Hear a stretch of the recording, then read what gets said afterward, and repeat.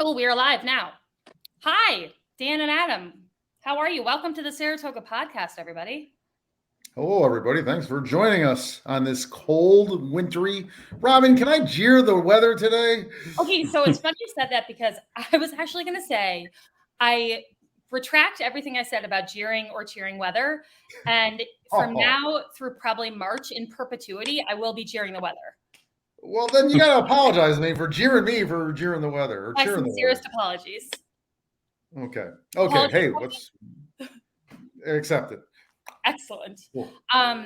You guys, I love a good reunion show. I have missed you both, and I think this is the first time in like 3 weeks that we've all been on together. That's true. Been a bit. It's been a twosome for the past few shows. I know, and we always prefer menage a trois. Dan, you were in Florida. How was it? Wet.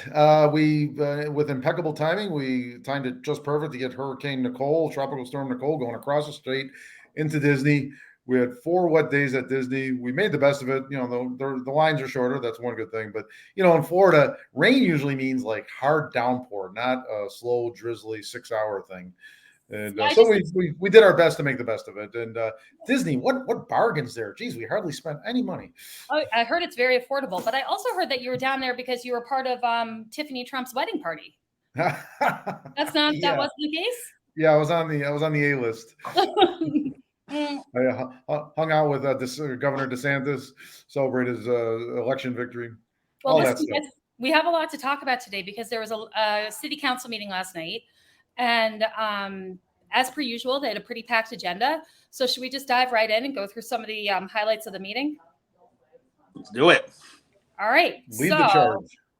There were 2 presentations at the beginning, and one was from Rise, who works with the city to operate what they're calling, used to be called a homeless court. I think they're now calling it a community outreach court, which is actually a far better name. And that started in the fall of 2021. It was established, and it's been extremely successful in helping our homeless population when instead of being ticketed or fined and, you know, trying to essentially address issues of homelessness through our penal system. Instead, caseworkers go out and find folks that have been summoned or, have a ticket or have been received arrested. some kind of, they've been arrested. Exactly. They've had some issue with law enforcement.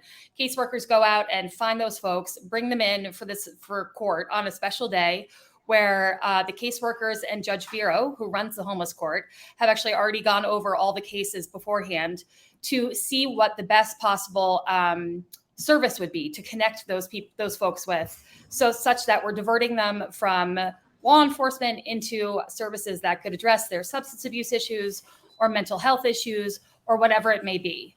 And it's really innovative and actually like a pioneering program. And one of the things they mentioned last night in their presentation was that this is the only homeless court or community outreach court in all of upstate New York.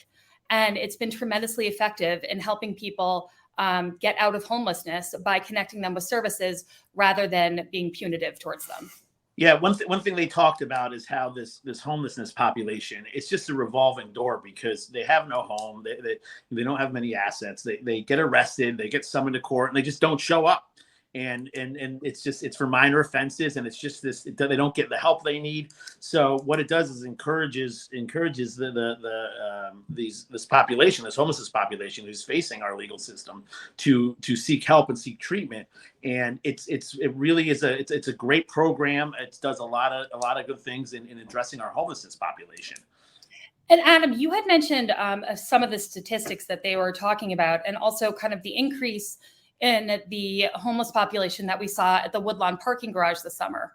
So they talked about the parking garage and what there's really 2 reasons for the parking garage. One reason, and if you haven't walked past there down Woodlawn, it's a lot of times you can't even walk down the street. They're spilled out from the parking garage. They've kind of set up encampment on the street. By which we mean there's a lot of vagrancy people, camping out at the Woodlawn parking garage. Yeah.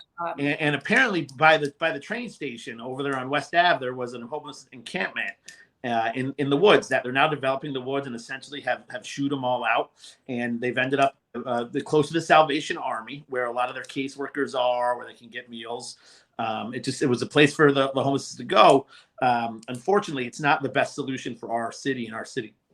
Yeah, no. And I think also one of the things you had mentioned that I found particularly depressing and sad, honestly, was that they had seen an increase in homeless individuals in the ages of 18 to 25 because they had aged out of foster care. Yeah. So it's you have the reactive solution and the proactive solutions at that, and both of them need to be addressed. The reactive solution is, all right, we have these people in this vagrants in the parking garage. What do we do? And the proactive solution starts to come, all right, well, how did they end up there? And they were talking, many of the people ages 18 to 25 have aged out of the foster care system. So, they had a family and a home, and for whatever reason, they've aged out. They're not eligible for those services anymore. Which is just so depressing and speaks to so many issues that we have in our system that are in place to, help children and aren't achieving that goal. There's like a gap there, right? It's like a kind of a newly. I mean, it's always been there, but it's now that much more obvious that there's a gap beyond age 18 to help someone that's maybe 20 and still is in many ways a kid, but now is out there homeless. Yeah. But what I started to find interesting is, and this presentation was run by Rise. They're really and they Judge Vero didn't have enough good things to say about Rise and vice versa. Yeah. Rise does a lot of great things, but I will say at some point you have to figure out what, like I said, the proactive solution of what's going on here, because Rise said they keep a lot of statistics on men, women, children, families. Every year they do a snapshot in time. Yeah, they actually, I'm sorry, I don't mean to interrupt you. Yeah, no, they actually go out into the community with Shelters of Saratoga and inventory. They go to all they canvass the city and actually take account of how many homeless are in the community every year. So we have a real snapshot, a very comprehensive snapshot of what our homeless population is from year to year. Can we just touch base? I know generally what Rise is. I don't know any of the people in Rise. Robin, you probably know some. Adam, you probably know some. Explain to our viewers as much as you can about Rise and who's involved. Sure. I mean, I don't have as many details as I would like, but the person I know at Rise is Lindsay Connors, who used to work for the city of Saratoga and was phenomenal. She worked in the mayor's department. She went to Rise, and they really specialize in the homeless and transitional services for the homeless. I think that would probably be the best way to describe them. And I would encourage everyone to go look them up and support them, donate to them if you can. They just had a fundraiser last month, but they, in conjunction with Shelters of Saratoga, are probably our two best resources in the city for addressing the homeless population and helping really our most vulnerable population. So they do incredible work, and they were the ones that partnered with the city to establish this court with Judge Vero. Oddly enough, my bike got stolen at the Rise fundraiser. But in the defense, I left it chained up for a couple of days in a public area. And was it one of those CBPHP bikes? No, it was a blue Santa Cruz bike. So if anybody sees a blue Santa Cruz bike for a sale somewhere, let me know. But the one question, this is where I start to part ways with all the great that Rise does is they mentioned they also have statistics on where people were before they ended up here. And this is a problem I have is homelessness is a spot problem, right? So if somebody is, as soon as they step off a bus, out of a car, we come into the city limits of Saratoga, they become the burden on Saratoga to provide services for them. And I would love to see these statistics because, for me, it's a little bit of a field of dreams of the more great things we do for our homelessness population, the more we attract the homelessness. It's a cycle. But do we know that that's the case? Like, I think that you are making that assumption, but I'm not sure that, word gets out in the homeless community that Saratoga Springs is offering a code blue or a homeless court, and thus it brings this influx of homeless in. Like, I'm not sure that's a correlation we can definitively make. Well, you're right, and this is not substantial, but it's an observation that I've heard of, and I grew up in Saratoga. I knew rich kid, I knew poor kids. There's one person I know from the Saratoga, that I grew up with, who was part of that vagrant population. But with that being said, you're absolutely right. But what I find interesting is Rise has these statistics. And I'm gonna reach out to Rise because I think this is a very important part of this conversation, of that Saratoga can't be responsible for the homelessness problem or challenge that's going on in New York State and in America, frankly. So I will reach out to Rise and ask for those statistics, but I'm guessing they're not going to be free to share them, because they're gonna think that it's gonna show that Saratoga is an attractive place for the homelessness, and that's why we have this problem. I can tell you one kind of little snapshot that might give you some insight into that was during the COVID pandemic, Mayor Kelly and the former executive director of SOS made a really big push to get the homeless out of the code blue during the winter, because it was so prone to the COVID virus spreading, just like rapid fire through the code blue facility. And so they moved the homeless into a hotel. And at the time, I believe they were housing maybe 30 to 40 individuals at the Holiday Inn. And my recollection was that maybe 7 or 8 of them were from the city, and the others were from Saratoga County. And so to me, the most logical first step in funding, whether it's places like Rise or SOS, or funding city or giving money to the city to help address this issue, the first step in that would be making Saratoga County, really holding Saratoga County responsible for their fair share of money in terms of addressing this problem, because I don't think that's happened. And it's very frustrating to me, especially when you're talking about a county that has an almost $400 million budget, and they're not picking up enough slack in terms of their financial. They're part of the financial equation here. If I can jump in, and that is a good point. I'll jump off from there. What I'm seeing is, and this is good, that there's a more focus on the needs of the homeless, as opposed to, like you said, just putting them in the criminal justice system to not address the needs. What I'm not seeing, and this is consistent with what you're saying, Robin, is both comprehensive and long-term concerns. Let's face it, there's a lot of people that are concerned about the homeless issue. Some are angry about it. There's a lot of feelings out there. Some feelings are perhaps misplaced or wrong, but nonetheless, they're real. And what I want to know is from our government, both the city and county, is this is fantastic that you're addressing the needs for services. People need to eat. They need to have shelter, especially when it's really bad outside. Those needs are being addressed. The flip side of that, or the continuation of that, I guess, is what is the long-term plan? Are we going to have 20 and 30 people at the Woodlawn parking garage forever? And I don't know that that's been addressed yet. And that's not a criticism. It's just perhaps a calling. Yeah, there is a plan, Robin. We'll talk about the navigation system. Oh, and we lost Robin. We lost Robin, but Dan, she got so excited to answer this, we lost her. But there is a plan for, I think they call it a navigation center, which is a place for the homeless to go that's kind of more comprehensive. The plan now is to put it at the senior center out by, what is that, Route 50 and Price Chopper. And what that does is, closer to downtown, kind of like behind Congress Plaza. Yes. What is now the senior center is going to move to the Y, and I believe the old senior center will be that new location that you're talking about. But again, the question is, all right, we're going to have 40 beds, but what happens when the next 40 come, right? Because the next 40 after that come, I just see that as it's a worry that Saratoga becomes the field of dreams. And then I know people will give me some pushback on it, but certainly we've seen, you drive down Ballston Spa, you don't see the same, the homelessness population or vagrant population that you do in Saratoga Springs. And why is that, right? And I'm making the argument at some point we're doing too good in some ways of the homeless population. And another issue too with the homelessness that's has to be taken into consideration is that by definition there is a higher percentage of mental illness, substance abuse in the homelessness population, and that leads to crime. That leads to violence. It's just it's unfortunate, but it's a fact that there's just higher percentages of mental illness and substance abuse. So it's something that has to be addressed. Welcome back, Robin. You want to go? Sorry, you guys. Yes. You want to define the navigation system, the navigation center?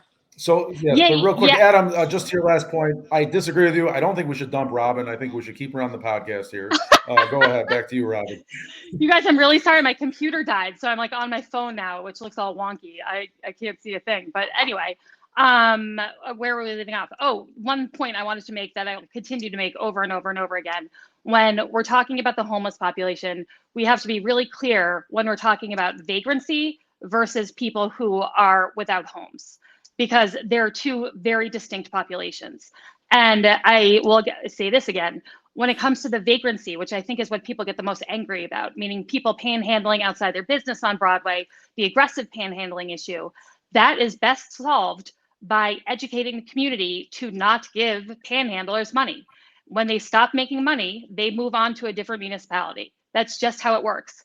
And I also find the timing of this RISE presentation really significant, because we've just come off a month and a half of the city council debating passing an ordinance to make it punishable to be aggressively panhandling by finding people who are aggressively panhandling. And that was a very controversial topic for several weeks. So I think this kind of reinforces that the city council did the right thing by not passing that ordinance, because to me, that's neither a long-term nor short-term solution. Yeah, well, it is important, and Mayor Kim held a symposium on the homelessness problem in Saratoga, and RISE was there, and Salvation Army was there. And to an agency, they said, giving money to panhandlers is exacerbating the problem, not solving the problem. So, but you're not going to change that. There are a percentage of society out there, whether they're just decent, good people, bleeding hearts, or fools, however you describe them. They're going to give no matter how much you educate them, because they believe that it's the right thing to do. I just don't know if there's any. Maybe there are studies or statistics or pilot programs that prove me wrong, at least to some degree. I hope there are, but my understanding of people is some are just absolutely going to give no matter what. Well, and part of this is just that Saratoga has been a bubble for a really long time, and homelessness is affected, is there a place in America that homelessness has not touched? And so, it's a problem here as well. And it's not unique to Saratoga Springs. And I think people need to accept the fact that this is just part of, life in 2022, unfortunately. And it speaks to the fact that we have to address some of the governmental systems that are in place that aren't working the way they're supposed to be working.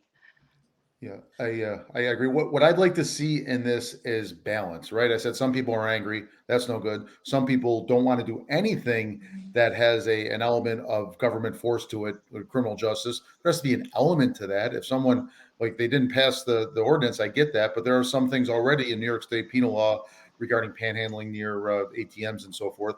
Those need to be properly enforced and so forth. I agree, and that maybe it would dissuade, someone who's doing that repeatedly to stop doing that. But on the other hand, arresting someone or ticketing someone who's homeless or a vagrant and punishing them with a fine, I mean, what the hell does that? I mean, that's literally, to me, that's absurdity. That's like the definition of insanity. Yeah, you expect them to show up to court, they're not going to show up to court. You expect them to pay the fine, they're panhandling. It just makes zero sense to me. But also, had you asked me to talk about the navigation center, or was I making that up? Yes, that's what you started talking about.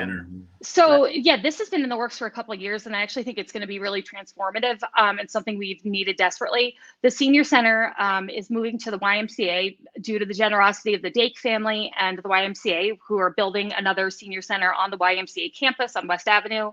And the senior center that's over by Vanderbilt, am I making that up?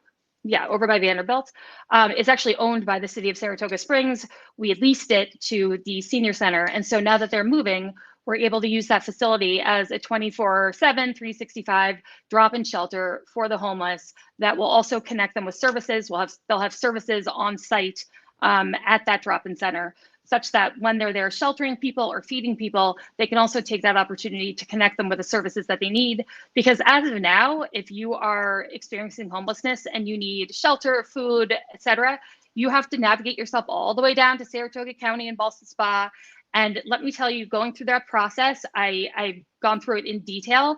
It is extraordinarily difficult and challenging, and there's so many roadblocks in place to get down there and to get connected with what you need, that I think this will really, really be helpful in getting people out of homelessness and into a housed and stable situation, hopefully. All right, let's talk Okay. about trees. Can we talk about trees? Yes, I can't. By the way, Dan, I can't do the chyrons on the bottom anymore because I'm on the phone. So can you take over and switch it out for us? So when we talk about trees, we're not we don't have homeless on the screen. Okay. Yeah. Let me Sorry, find this most recent one. I'm testing the depths of your. How's that? There you go. Oh, Awesome. I'm a tech genius.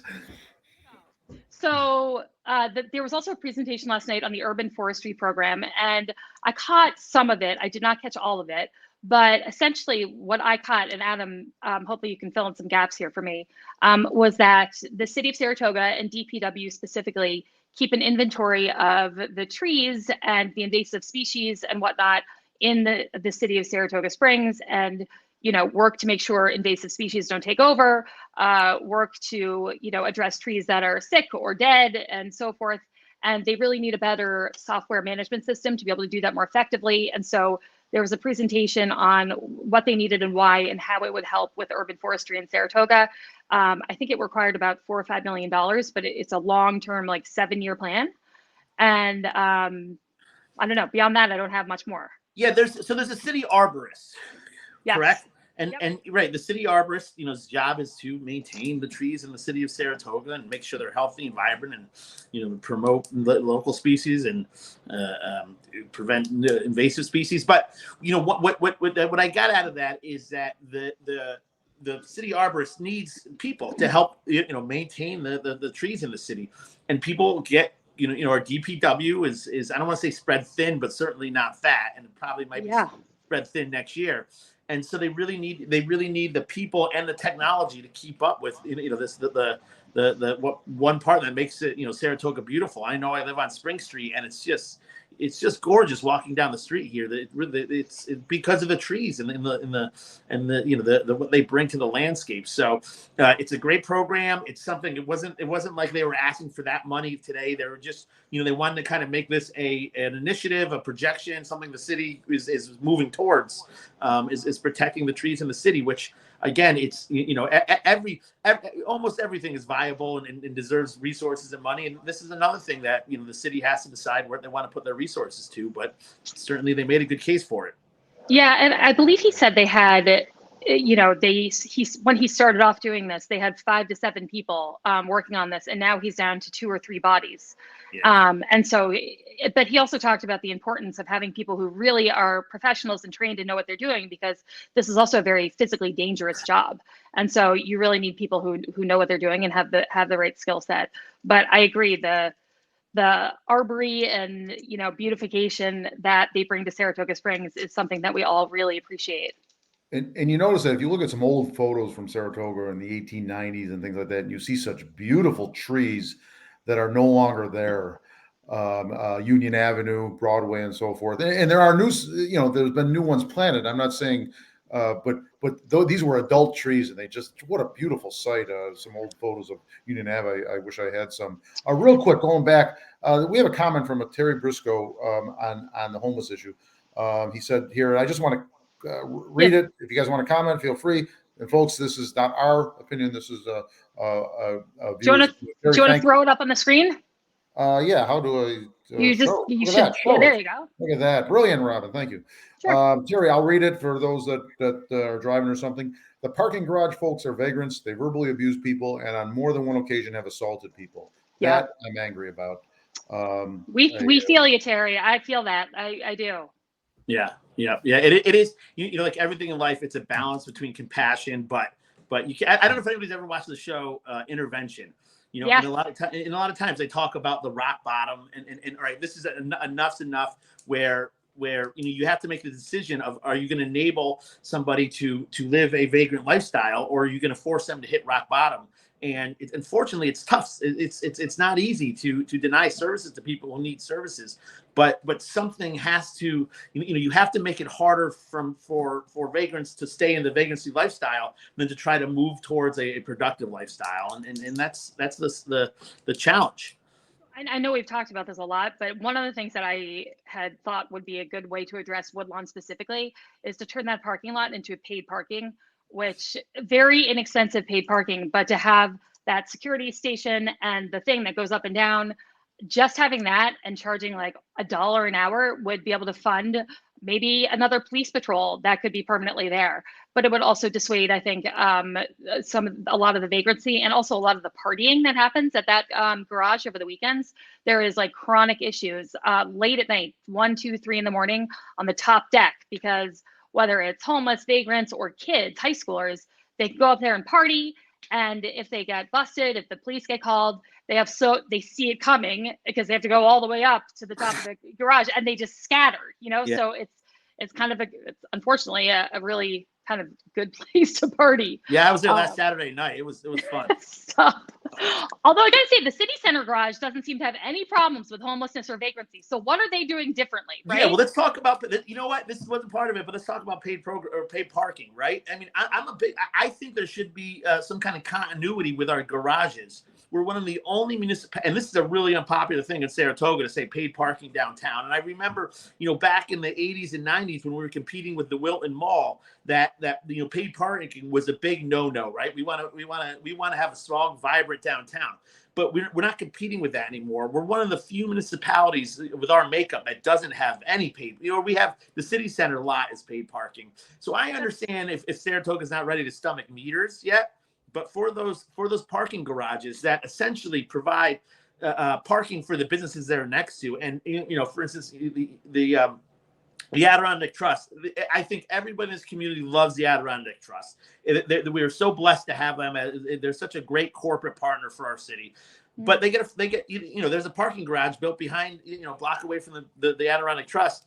It's free parking for their bank and for their bank employees. So I would like to see the garages move to a paid parking. Robin, I think it would solve what you were talking about with just kind of give a little more life, one more barrier of entry to get in those parking garages, and it would generate revenue that the city could use for other programs like additional patrols.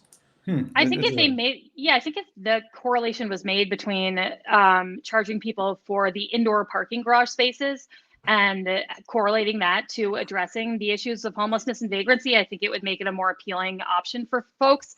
I also have always thought that to address the parking issues in Saratoga, it really needs to be like custom. Like we have to do kind of custom structures. Right. Don't just drop down paid parking throughout the whole city. And one of the things I think could be really attractive is making some of the spots in those indoor parking garages monthly leases for residents or business owners to lease per month. I think that would be another successful revenue source, but just throwing it out there.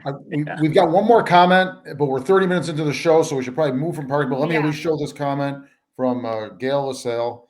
The concept of rock bottom is pretty much debunked by professionals, and please don't use that show as a resource. It is sensationalized. I'm not familiar with the show, so I don't have any comment. Well, that's a very I know Gail. I like Gail. I have a huge respect for her. She's a professional. That's an interesting angle, Gail. So thank you for chiming in there. It is at the end of the day, I've worked with a couple of those reality TV shows. Just from me too. From where, and there's nothing reality about them. I was working as a front desk clerk, and we had to check in this couple 3 times until they got it right. So was it real that they were coming and checking in? Yes, it was not scripted, but that was something these reality shows do. So hey, viewers, thanks for chiming in. Gail, you taught me something today. Yeah, I could go into my reality show experience another time, but yes, the Dalton family was on Bravo once, and it was totally made up bullshit, but enjoyable. Anyway, one of the other topics that I know we really want to get to is the city budget. So should we move on to that? It's budget season. It is budget season, folks, and there's been a lot of budget drama, I guess I would say. the comprehensive budget was released by the Finance Commissioner the first week in October. There was a series of workshops for each department to discuss their needs and what they did or did not get in that comprehensive budget. And then the Commissioner of Finance is meant to put out an amended budget, and the City Council has to vote on it by the end of November. If they do not adopt an amended budget, they are forced by the charter to adopt the comprehensive budget, which was the first budget that was released in the first week in October. So I thought we were going to get an explanation of the amended budget last night at the council meeting. We did not.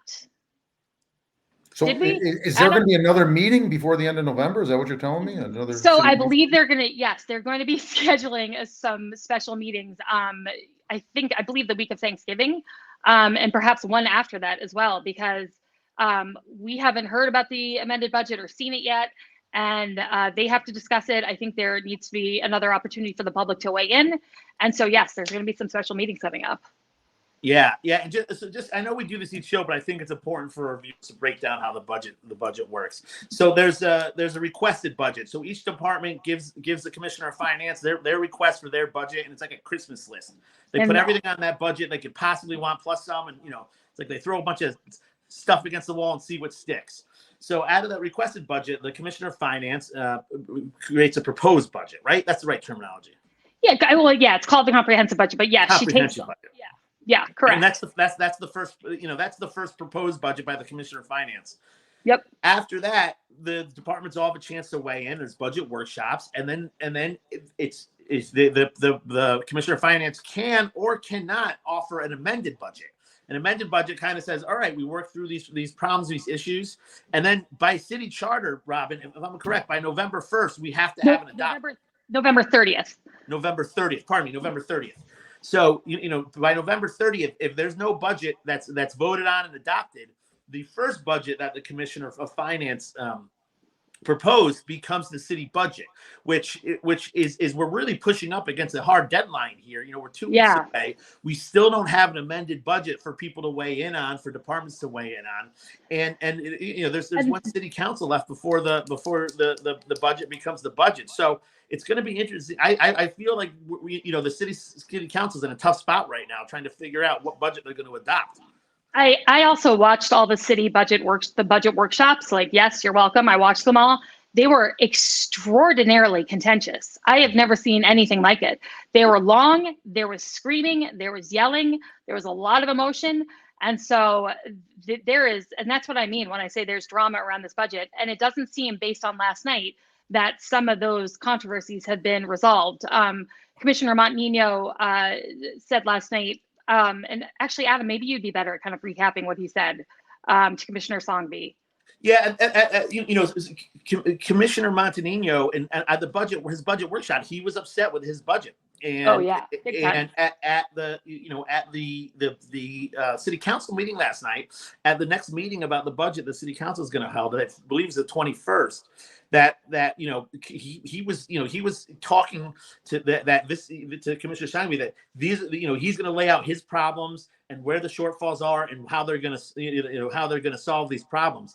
And I think most departments feel that way too. That we saw DPW get $1 million slashed from their budget. So it's I think a little bit alarming. We don't have an amended budget yet. Commissioner Maddie chimed in with. This is the reason why you leave the second public hearing open until the budget passes. I believe it. Oh, that would be bad if they've closed the public hearing. So essentially you cannot, correct. So you can't vote to pass the budget until you have closed the public hearing. And the public hearing is really important because it's the only opportunity the public has to weigh in on some of the choices that are being put into the budget and that are really significant. I mean, when you talk about $1.1 million being taken away for the Department of Public Works, that's going to be layoffs. That means that the city recycling program isn't going to happen. That has tangible consequences. I also know that there was a $300,000 decrease in the rec department budget. That is, to me, unacceptable. I don't know if that's been resolved or how it's been resolved, but $300,000 out of their, I believe, about $2 million budget is just unacceptable in a moment when the city is prospering. Our sales tax revenue has gone up significantly. I think we have the second highest sales tax revenue increase in the state of New York. And we're also increasing taxes. And we have an extraordinarily robust fund balance. I think there's about $18 million in a fund balance, which means that there's money that's sitting unassigned to make sure that we have some security, financial security, and we have to have some money in that area of the fund balance. But $18 million is a huge amount. Let's see, Commissioner Madigan just weighed in again. I believe Manita, meaning Commissioner Songvi, set a third public hearing for their next special budget meeting last night. Yeah, we'll get back to you guys on when that next meeting is. We can drop it into the comments. I thought it was going to be on the 21st in the morning, but I could. Well, they talked about the 21st and then the 28th, and I think the public comment was on the 28th. But again, we'll get back to that. But regardless, it's almost too late at that point, right? These things take time. I think what you had happen, and we have Commissioner Madigan here, following along. But we had a lot of institutionalized knowledge there. She was in that position for 10 years. She knew the budget process. She had a good team around her. Her budget director was who I got to know. She was really lived and breathed the budget and understood it. And both of them are gone now. So I think what happened is you have kind of a new administration, and they just got caught up in the weeds, and now they're facing the deadline of November 30th. And it's going to be really tight and really interesting to see what they pass, because right now there's not a lot of people happy with the budget, and there's not a lot of time to figure out solutions to that. Can I ask one of you to do a little, put your prediction hat on, and what do you see as a likely? I mean, they got a deadline, they got a hard deadline. I think they're going to get it done, but there's got to be some compromise going on. Robin, you sat in those seats. What are your thoughts? So my thoughts are as follows. In 2020, in the fall of 2020, it was my first budget season, and we were in the height of COVID and in an absolute financial freefall. And that budget season was hell, but we got through it, and adopted a budget that was received a commendation from New York State in terms of how well we planned for our 2021 budget during COVID. And so if we can make it through that successfully and not lay off a single person, then there is absolutely no reason why this city council shouldn't be able to come up with a budget that maintains, at a minimum, all the city services and jobs. So my guess is that the fund balance, which is so high, is the compromise will be taking some of the money out of the fund balance and putting that back into the to the budget to fill in some of the gaps for the decreases that the comprehensive budget had in it. But I don't think it's going to be a pretty process. There have been a number of accusations that have been about the lack of transparency and how Commissioner Songvi came up with the budget. That was something she addressed last night at the very beginning of her agenda. And I think that it seems to me that the city council is still looking for more numbers, a better and more thorough explanation of how the original comp budget was arrived at. So, hopefully, go ahead. Yeah, I was going to say, I think the only person maybe, I don't know this for sure, but that the comp budget made happy was the mayor. I think everybody else is not happy with the budget. Right. So it's I think what you're going to see, I agree with Robin on this one, that you're going to see she's going to pull some money from the fund balance. That the fund balance is a city savings account that has a lot of money in it right now. She's going to pull pull some money from there, try to patch up some holes. And the council is going to have to pass it, because they don't want to be the council that they're all Democrats up there. It's kind of a black eye to have to revert to the comprehensive budget as a budget you passed. It's happened before in the city, but it doesn't happen often. So I think they're just going to have to, there's going to be a lot of grumblings. There's going to be amended budget that again is not going to make most people happy, but the city council is going to have to pass it, because the comprehension budget makes nobody happy. But the problem is that amended budget is going to come a week before or a week and a half before it's got to be voted on and passed, which is not a lot of time for the public to digest it. But You know, I know, it because is what it is. I'm not sure the public during Thanksgiving, while they're like cooking their turkey, is like going over the amended budget numbers and has an opportunity to weigh in. And I Yeah. think that's a shame, because I really do think Commissioner Songby really put an emphasis on having the public participate in this process. And unfortunately, with the timing now, I think that's going to be really challenging. And I also think it's really difficult to go through the budget. I mean, trying to go through it line by line is not something that like a lay person can do. It's extraordinarily dense and challenging. But you know, Commissioner Madigan's dealing with her. Okay, her prediction. proposal. My prediction is that Commissioner Songby will propose a budget with a potential decrease in her tax increase, adding back some priorities to all departments, and this budget will have at least 3 votes. Of course, she wants a unanimous vote on her first budget, but 3 votes will carry the day. Yeah, I would agree. Yeah. I'm trying to work it so I don't interrupt you guys talking, but want to get. No, thanks, No, we Dan. have an expert chiming in. So Thank you. I know. And Dan, we don't mean to talk over you at all. It just, you know, it so happens that Adam and I suffered through a 2.5 hour long. Yeah, yeah. my role here is really to just ask you some questions to sort of some interesting questions from my perspective anyway.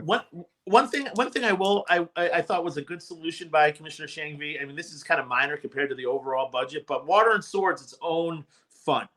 It's its own money. It's in its own account, and right now it dictates what that fund. There's city policy. I don't know if it's law, but city policy says what that fund should be. That fund is too low right now, and so the Commissioner of Finance only makes recommendations to DPW about what that essentially tax should be on your water and sewer. And I thought she had a very creative answer, or very creative solution with. And I reached out to Commissioner Shangbee and Commissioner Golub to get to define exactly what it entails. But essentially, what it is if you build a condominium building, you pay 1 hookup for that building. But if you have 20 condominiums in there, it really should be 20 hookup fees being assessed. And so she was, kind of adding, kind of equalizing what people pay. Condominium owners essentially kind of had a pass around some of the fees that you or I as a homeowner would pay to get our water hooked up. And Isn't that a controversy? It's not parity. Scandal? There was a controversy. No, Dan is right. So there was several years ago, there was a controversy because the city waived the connection fees for Bonaccio Construction in the construction of one of their condominiums. And that was a very controversial decision by Commissioner Sirocco at the time. And so yes, Dan, sorry, you're right. Yeah. Well, sorry, Adam, I didn't mean to interrupt you, but yeah. No, if we were a show, back then we'd talk about that. But yeah, it's politics. Sometimes it's. But the condos.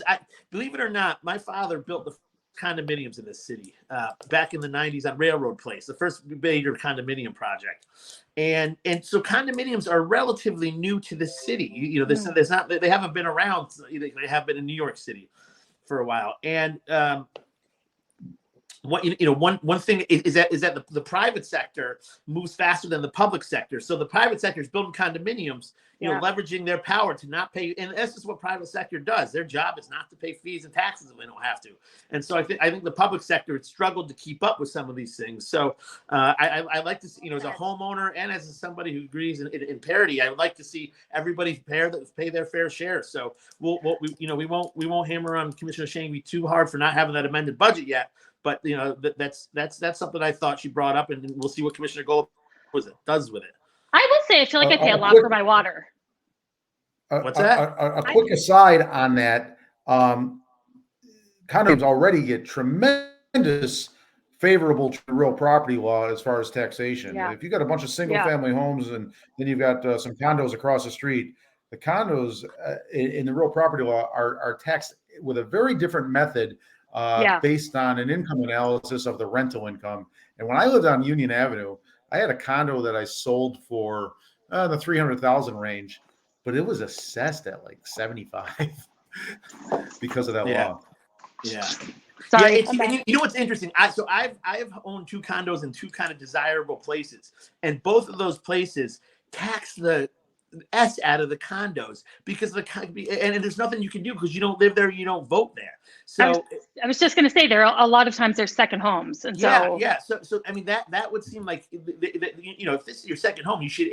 I don't think you should be paying more, but you should absolutely be paying your fair share. I mean, I know when I lived in the Virgin Islands, there was actually a law. This is the craziest thing, but there was a lawsuit brought by the condominium owners because it was the disparity of them paying way too far, too much. And for like 3 years, nobody paid no property taxes in the Virgin Islands because of this lawsuit that was going on. But certainly condo owners should not be paying less than the homeowners. Whether they're paying more, no. But you guys, I have to say, I have never owned a condo. So I really don't have much to weigh in on with here. Unlike you two, I've never owned a condo. But I personally feel like we pay a lot for our water. Like I feel like our water bill is always like pretty significant. Maybe that's just because the Dalton family uses too much water. But you take long showers. Yeah, but I would hope that rate would not go up for single family homes and non-condominium users. But and it was due yesterday, folks, that water bill. But I do think it was a creative and good recommendation that she was making to DPW, and I'll be interested to see how they follow up on that. Yeah. What other things? So let's moving on. And Robin, you and I both watched this, and then neither of us caught the outcome of this, and maybe you've gotten some word back. But Commissioner Moran brought up a proposal to kind of cut the wait time for people to obtain their alcohol license. Yes. So basically what happens is that when you go to open a restaurant or a bar and you want to serve alcohol, you apply with the New York State Liquor Authority for a liquor license. That can take a really long time. In the interim, you can apply for a temporary 30-day license from the city so you can get going. And while you're waiting for your permanent liquor license from the SLA.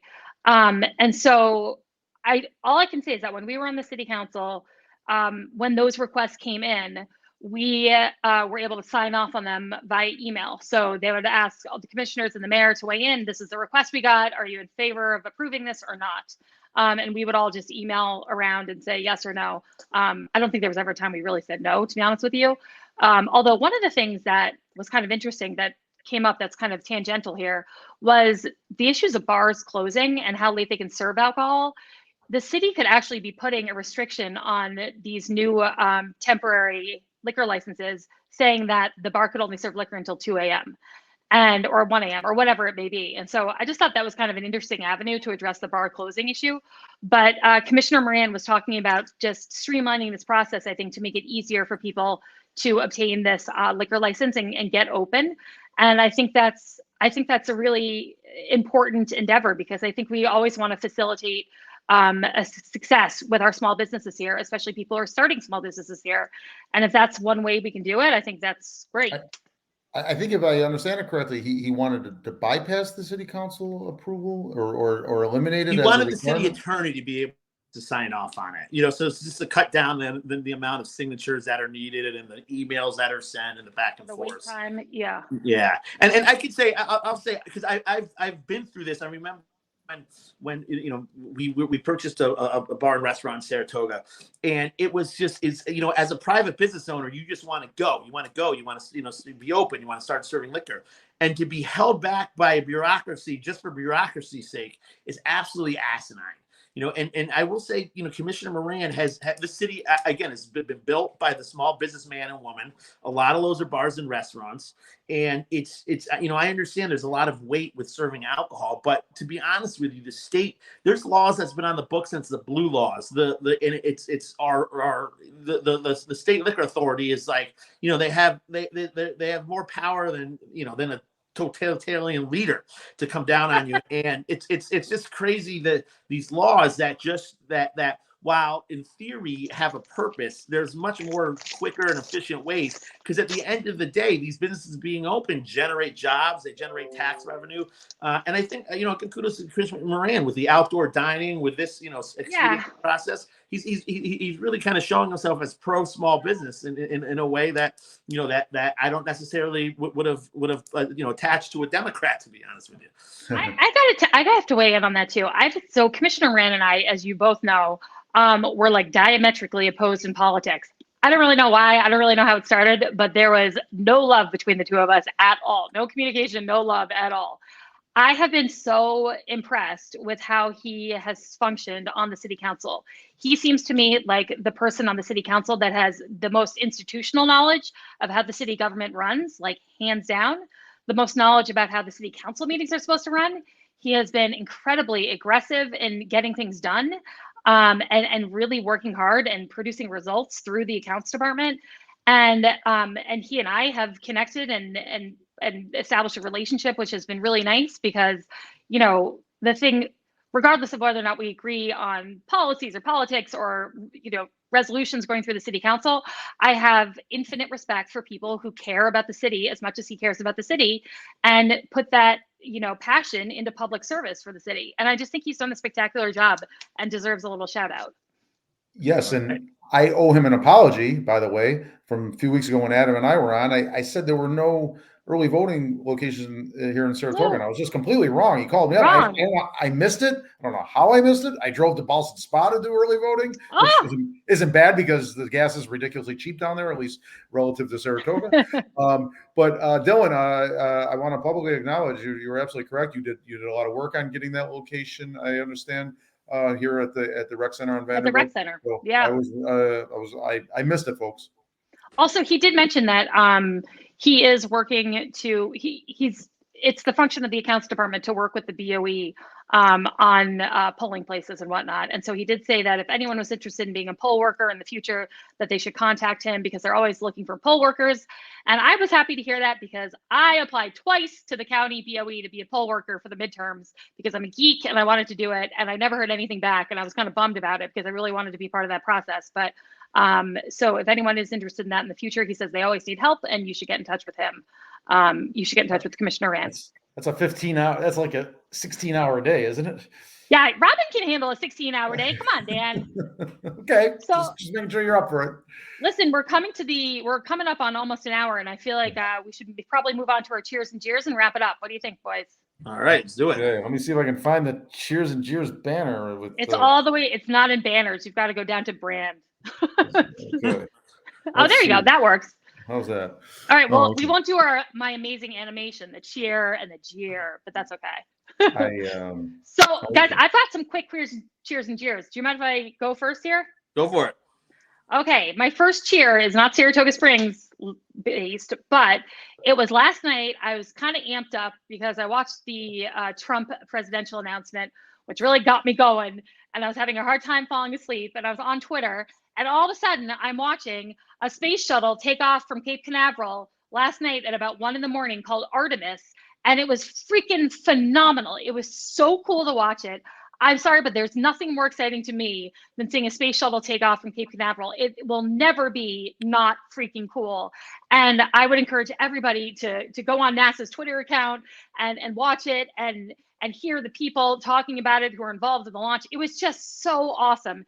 And they had kind of like a live stream going on and commentators from NASA like talking about it.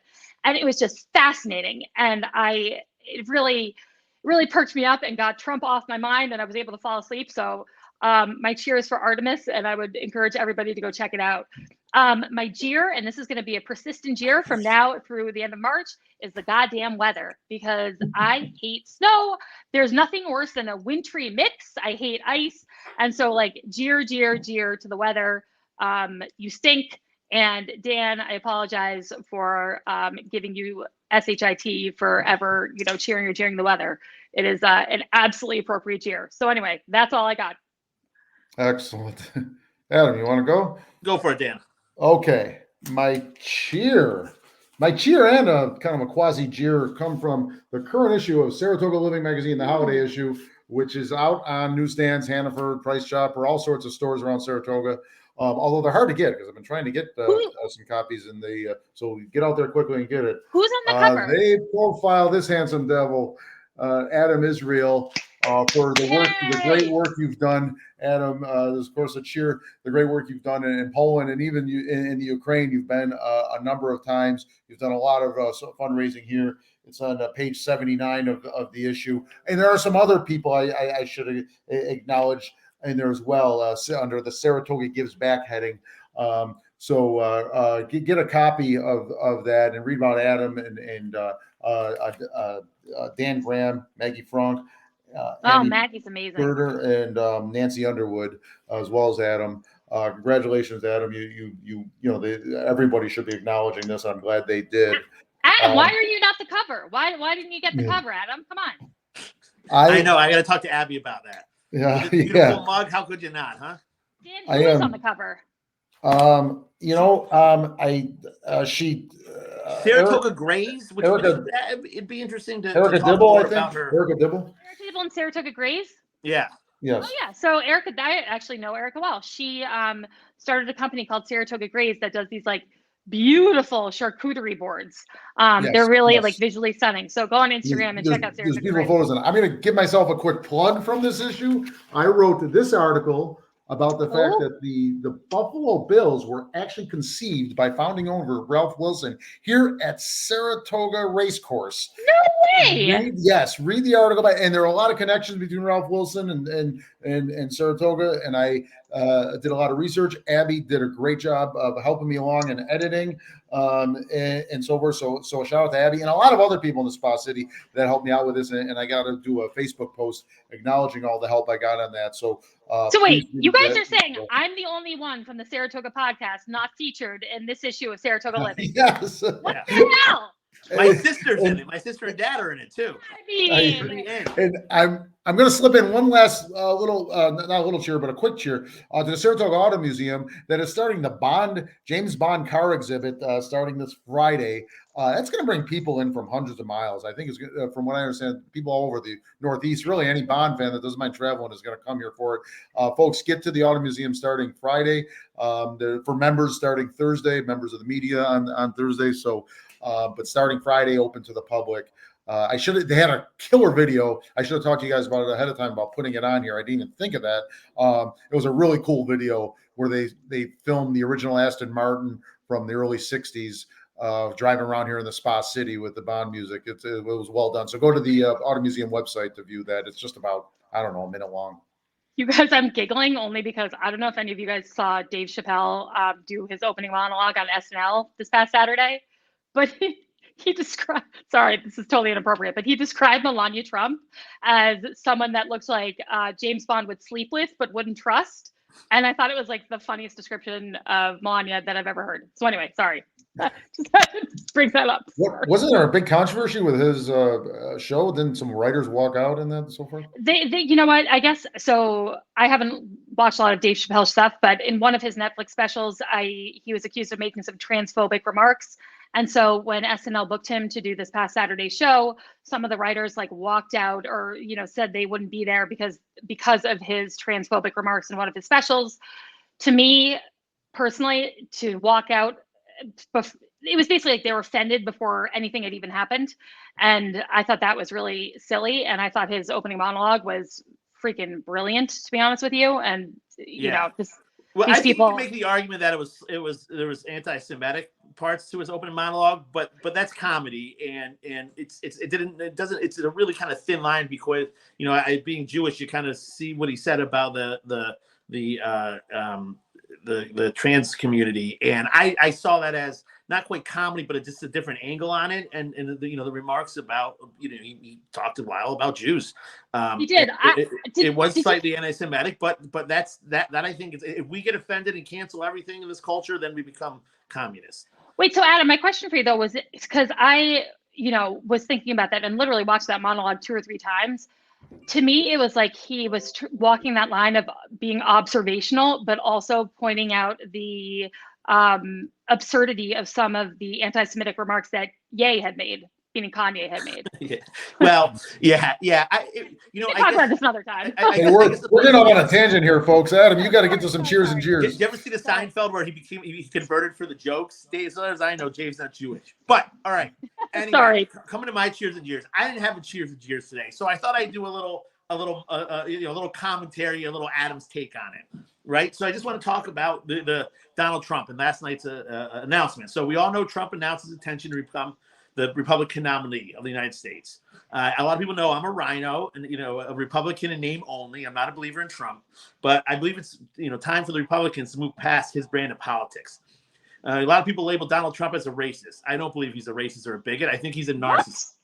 You don't think he's I'm signing off. Well, I think Donald Trump sees you whether you benefit him or not. That's how he views life, right? And it doesn't matter if you're black, brown. He likes you or hates you, not dependent on your color, your skin, but who you are.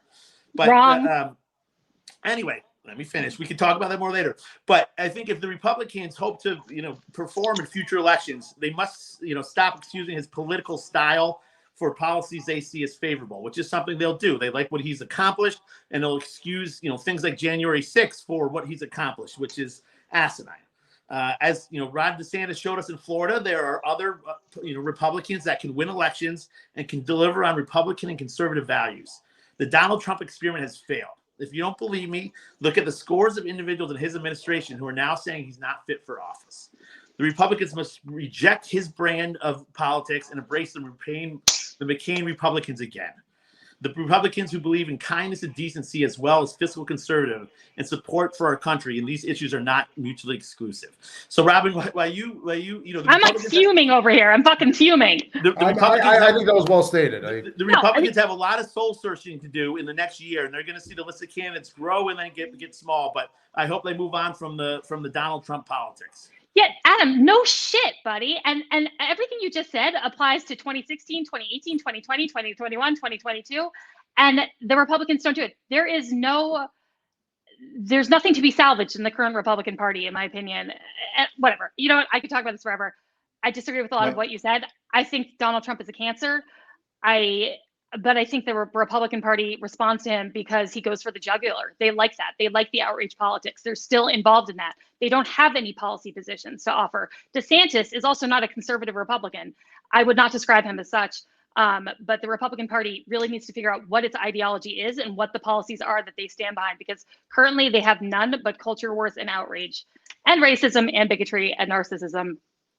Just everywhere. A quick interjection. If Harry Wilson would have won that Republican primary for governor here in the state, he would have won the election. There were so many examples actually across the country of Republicans who were a lot of times businessmen, moderates, that lost primaries to people who were supported by Trump, who are election deniers. And all the analysis has really showed in a lot of the critical races, like the Fetterman, Dr. Oz race. Dr. Oz beat out a very moderate, popular Republican businessman in a primary by only 900 votes or so, and largely because of the Trump endorsement. And a lot of people say that race was very close. If that businessman had gotten the nomination as opposed to Dr. Oz, Fetterman would not have won that U.S. Senate seat. So I agree. Trump's got to go for sure. I just don't know if the Republican Party will ever be able to do that. Well, with inflation and gas prices the way it is, somebody's got to do something, right? Yeah, but yeah. Guys, we got to sign off. We're at a minute 2. We got to sign off. All right. Okay. Folks, thanks for watching. Thanks Next for week putting you up can with do a commentary. I had nothing, so here's a Jeers, so I ad-libbed a little bit. But I love it. I don't mean to be disrespectful. And thanks for the comments. No, this is what makes I missed one here. Thanks for the comments, folks. Yeah. All right, Okay. guys. All right, Quit thank while you we're very ahead. The Saratoga podcast. We're not afraid to share expressions or opinions. Yeah, check us out on YouTube, Google, Amazon Podcasts, Spotify. We're all over the place. Subscribe, like, share. Thank you. All right. Thanks, folks. Thanks for watching. Dan, you got to take us out. I don't have control.